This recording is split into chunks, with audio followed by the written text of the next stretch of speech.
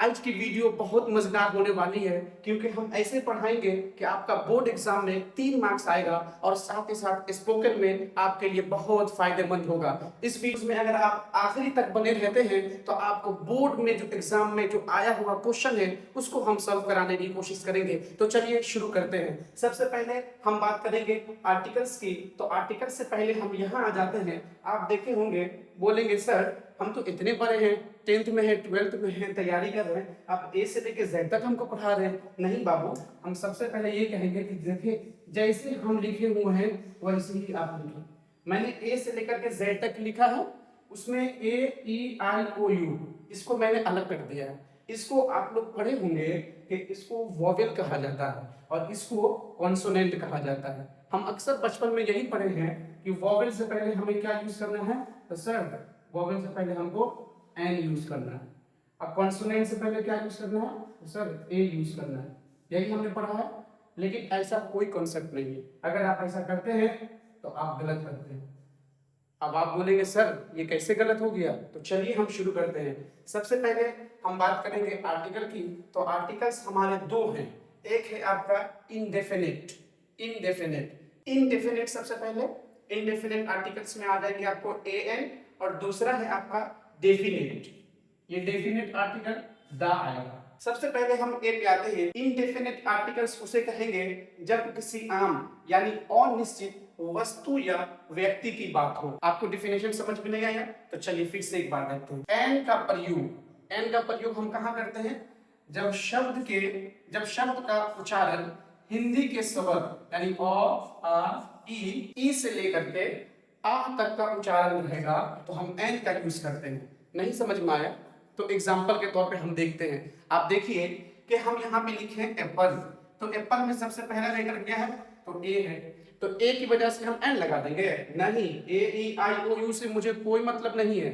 हम ये देखेंगे कि एप्पल हिंदी में कैसे लिखेंगे। तो एप्पल हिंदी में सबसे पहले हम ऐसे लिखेंगे तो हम एन का यूज करें। नहीं समझ में आया? दूसरा एग्जाम्पल देखते हैं।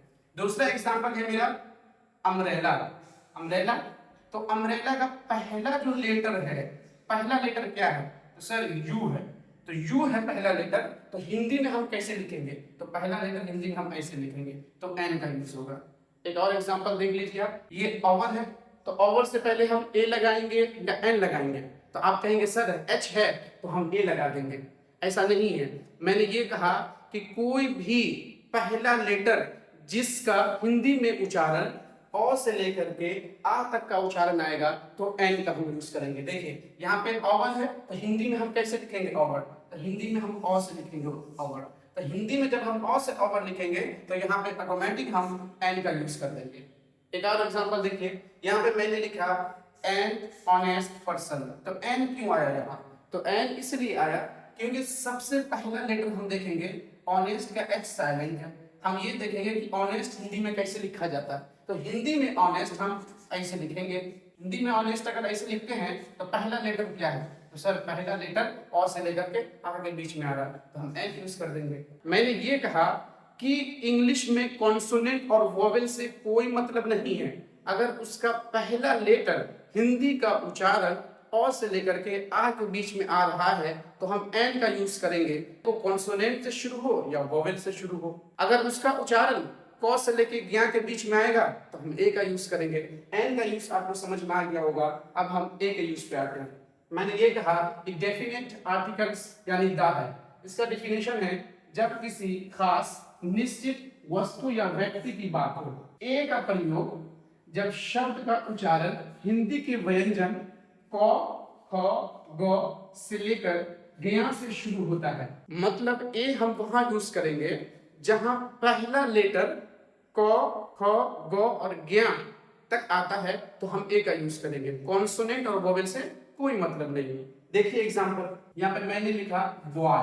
तो बॉय से पहले मैंने ए लगाया तो ए क्यों आएगा, क्योंकि बॉय जो है तो हम बॉय हिंदी में कैसे लिखेंगे, तो सर हम बॉय हिंदी में ऐसे लिखेंगे, बॉ से आएगा। तो जैसे ही बॉ से आया तो क से लेकर के ज्ञा के बीच में आ रहा है या अ से लेकर आ के बीच में आ रहा है तो आप कहेंगे सर क से लेकर ज्ञा के बीच में आ रहा है तो ए लगेगा। दूसरा एग्जांपल है यूनिवर्सिटी। तो यूनिवर्सिटी हम कैसे लिखेंगे, हिंदी में कैसे लिखेंगे? अभी आप इंग्लिश को छोड़ दीजिए, हिंदी में हम कैसे लिखेंगे यूनिवर्सिटी? तो सर हिंदी में यूनिवर्सिटी हम य से लिखेंगे।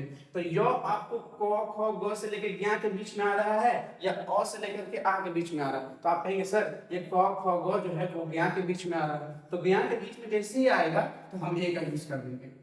यानी कि हिंदी का उच्चारण हम देखेंगे, इंग्लिश का कोई सा भी वर्ड हो उसका पहला लेटर अगर क से लेके ज्ञ के बीच में आ रहा है तो ए का यूज करेंगे। एक और एग्जांपल देखिए, यहाँ पे मैंने लिख दिया यूरोपियन।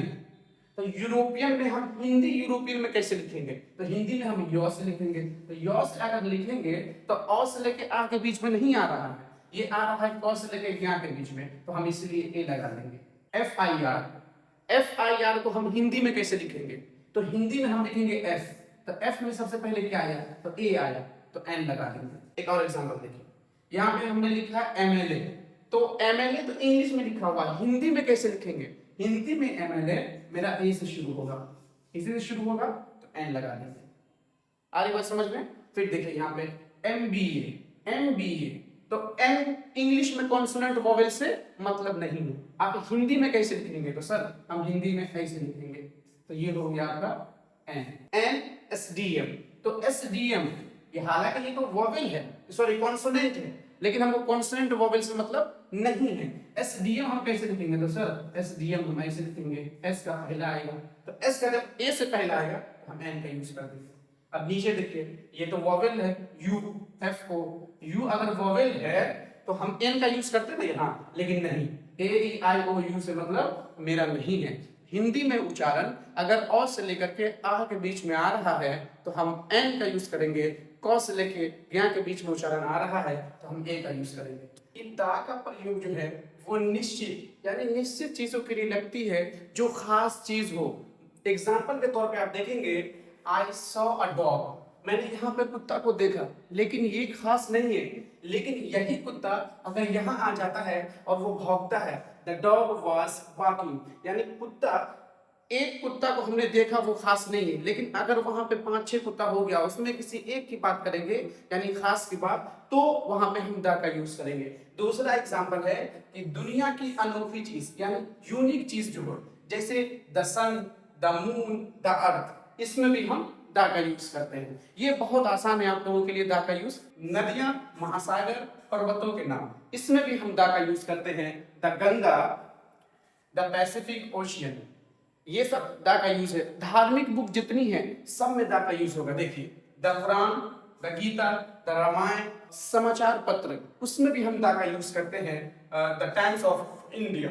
सुपरलेटिव डिग्री की बात करेंगे, जो सबसे श्रेष्ठ हो या खराब हो, उसके लिए भी हम दा का यूज करते हैं, जैसे द बेस्ट प्लेयर। इतनी बात समझ में आ गई होगी मुझे उम्मीद है। ए एन दा का यूज जो प्रैक्टिस हम करेंगे अभी, ये बोर्ड में आया हुआ क्वेश्चन है, ये PYQ है सब, आप एक बार देख सकते हैं। अगर आपको इंग्लिश पढ़ना नहीं भी आता है तो घबराने की जरूरत बिल्कुल भी नहीं है। आप मेरे साथ सिर्फ ये देखिए कि जहां पे डॉट डॉट है, खाली जगह है, उसके बाद वाला हर्फ का पहला लेटर क्या है। अगर पहला लेटर अ से आ के बीच में आ जाता है तो एन का यूज करेंगे, और क से लेकर के ज्ञ के बीच में आ रहा है तो ए का यूज करेंगे। बाकी दुनिया में देखेंगे जितनी भी अजूबा चीजें हैं, यूनिक चीज है, न्यूज़पेपर है, धार्मिक बुक है, उसके सामने उससे पहले हम दा का यूज करेंगे। He is dot dot honest.